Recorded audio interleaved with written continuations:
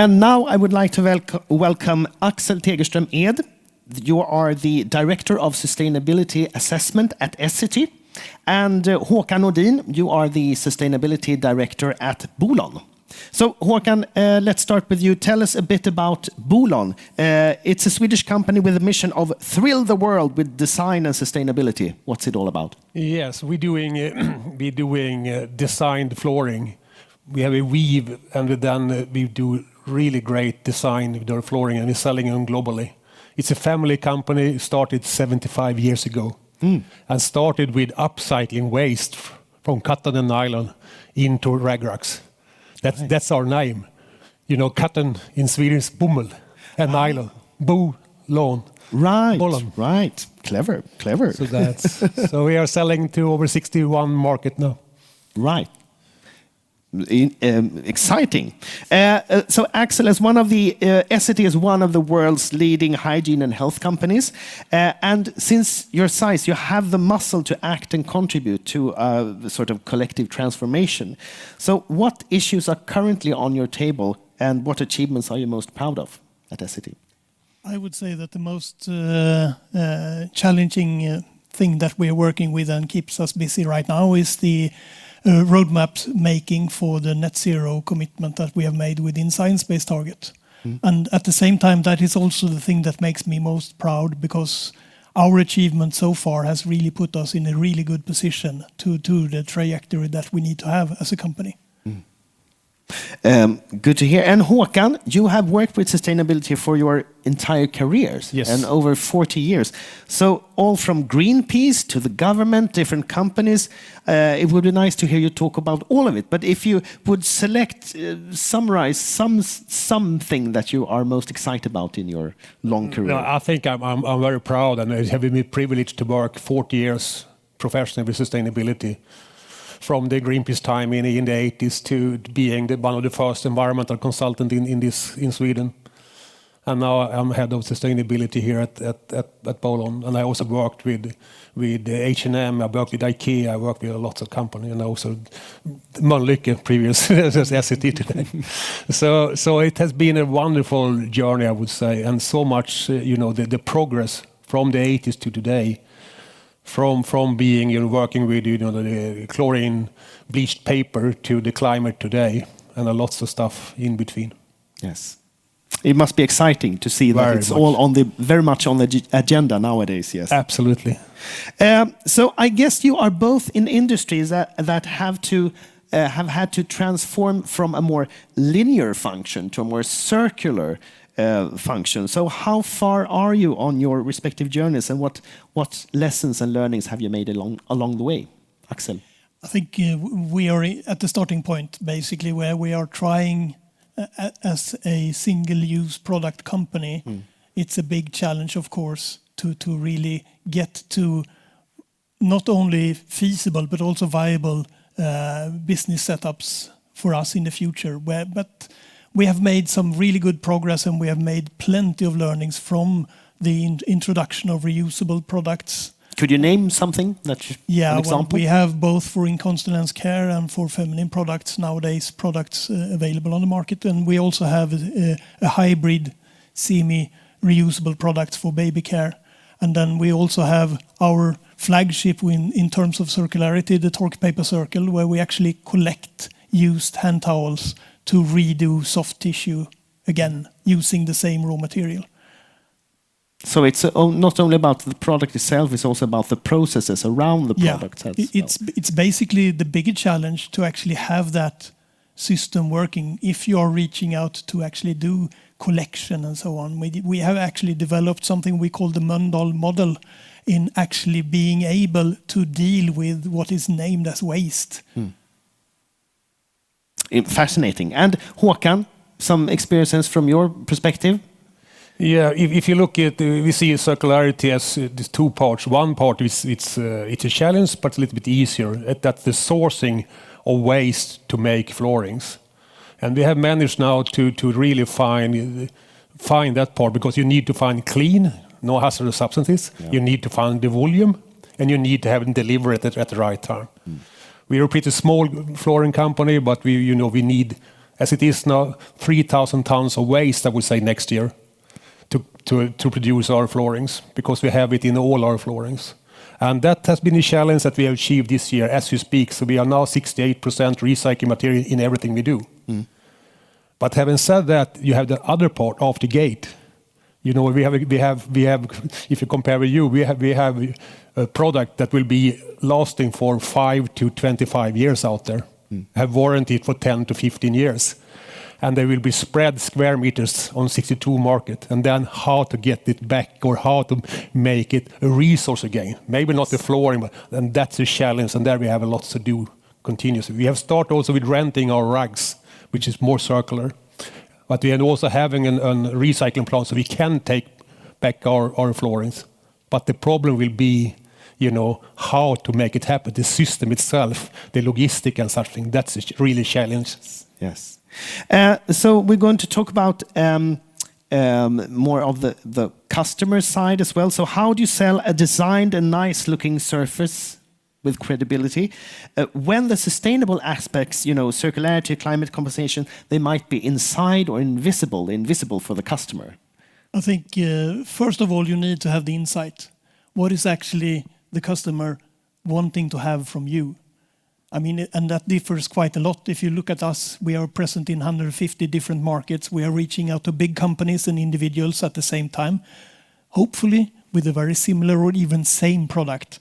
So it's kind of a magic to make that happen, to meet all the requirements.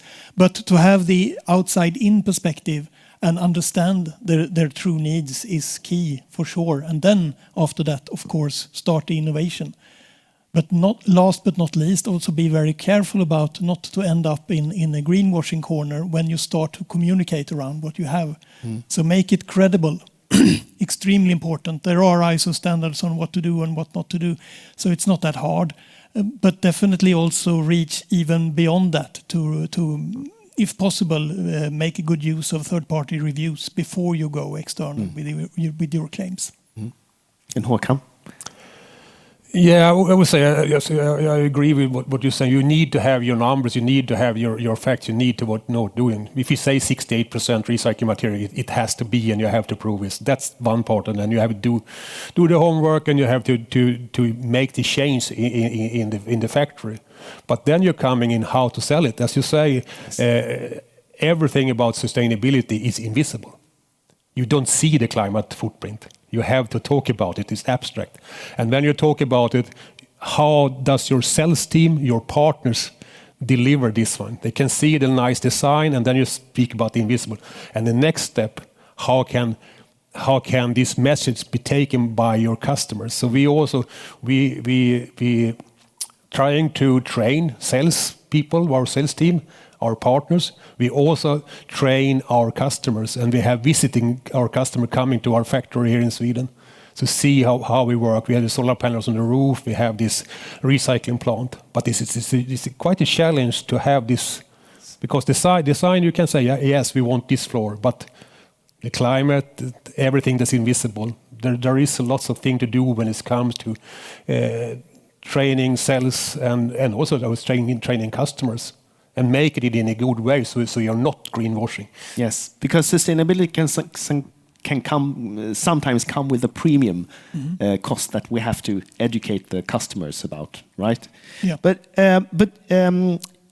Axel, you at Essity managed to engage the consumers in the process of creating this Libero Touch hybrid. Yeah. So can you shortly share that? Yeah, I mean, how to get the insights, what is actually important for the consumers and users. And now you reach into individual families and the situation with small kids and all the diapers and being aware of how important is and how do they judge the waste volumes and the difficulties of doing various options in changing this setup. And so we opened up and we reached out and asked who are willing to take part in the development process on how to develop next generation of diapers. We actually get 33,000 families signing up, and we were capable of dealing with 400. But that gave us the insight that, now we have reached a customer group which is extremely willing to actually give us their input. And what were some of the valuable insights you got? I mean, it's the usability of things. You need to take into the full picture. Sometimes these type of diapers, the hybrid diapers, they work perfectly, but sometimes they don't. So it's basically a mixture of the offer that you need to have to make it work. And maybe even in a subscription model to really present in a good way a package of solutions rather than an individual product. And you both have products that can be sold in many countries worldwide.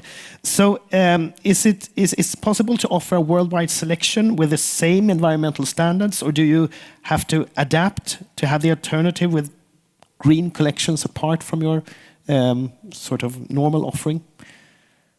We decided as a strategic decision, I think 5 years ago, that we want to have the same environmental performance on everything we do. And I think it's for us having one factory in Sweden and then deliver globally. It can be, no, I wouldn't say easy, but it's doable. If you have 10 factories around the world, you're in another situation. But from Bolon now, we will be selling the same environmental performance with 0 climate impact and 68% recycled material in every square meter globally. So that's, I think, is a differentiator that we were very proud of, that we can do that. And Axel, how does it look? Yeah, well, I mean, we have a manufacturing footprint of more than 100 factories on the face of the earth. And just to be exemplifying the difficulties, I mean, if we were to set out to have a high share of recycled plastics in our packaging, that will not be easily achievable, or even if it is possible to have the same standard in Europe than in Latin America, for instance. It's quite different prerequisites for the businesses. So on corporate level, we have the same ambition, but how we distribute that ambition might vary a bit, region to region. But in general, I mean, the strong corporate ambitions is really what's pushing us in the right direction. And we talked about sustainability being can be sort of a premium thing for the consumer. Is it possible that you think sustainable attributes will become such a competitive advantage that you can charge a premium and distinct yourself from the competitors? Or is it paradoxical to commercialize sustainability in such a way? Or would that be the only way forward? I would say in our position, we are selling our brand and the design and the high level premium product. So for us, it's a part of having a premium product is that we are really good in sustainability. So it comes together. So it never comes with a premium, because it's a premium product, and there will be design and sustainability. For us, that's they go together. Yeah. Yes, and we will never say now we charge more because it's greener, or we're trying to do it because it's a part of the package of having our premium product. Yeah, I totally agree with Håkan. It's part of the overall offer to the market. And then maybe you could have some differentiation, but I think that matter also plays into how big differentiation you actually are able to make in relation to the competition. I mean, if it's only a couple of percentage, then it would be hard really to price on that. But if you are making a significant improvement in relation to your competitors, then there might be an opportunity. But that also depending on who is the customer in this case. Is it an individual? Then you need to understand what's the opinion from the individuals on that market. On the other hand, you could have a big corporate company signed up to science-based target and net zero and eagerly struggling to get rid of their scope 3. And then there is quite a bit different story to tell. I feel there's a lot more to discuss on this topic, but we'll have to do that over lunch, perhaps. Yeah. So thank you very much, Axel and Håkan. A round of applause for you. Thank you for sharing your thoughts and insights. Thank you.